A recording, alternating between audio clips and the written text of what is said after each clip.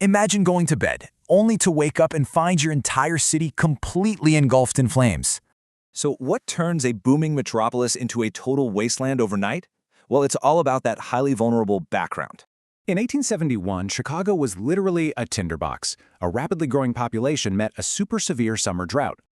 Basically everything, houses, sidewalks, even the roads, was made of bone-dry timber, just waiting for a spark. Now forget that old myth about Mrs. O'Leary's cow. The real culprit? Those incredibly dry, dangerous conditions. Plus, high winds. So when a small barn fire ignited, delayed and exhausted firefighters just couldn't contain it.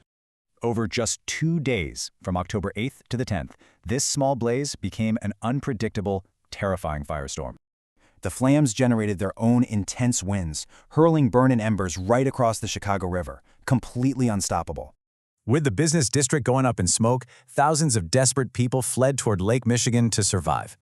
Finally, after 2 devastating days, relief arrived. Rain started falling, helping exhausted firefighters put out the remaining flames.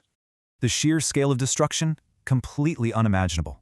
Over 17,000 buildings were reduced to absolute ashes. And the human cost was even more staggering. 100,000 people were suddenly left totally homeless. Tragically, an estimated 300 people lost their lives across 3 square miles of absolute ruin. Visitors staring at this endless, charred wasteland honestly believed it marked the absolute end of Chicago. But man, they underestimated the city's spirit. Aid poured in, and those resilient citizens absolutely refused to quit. They rebuilt smarter. They replaced that highly vulnerable wood with stronger, safer materials like brick, stone, and steel.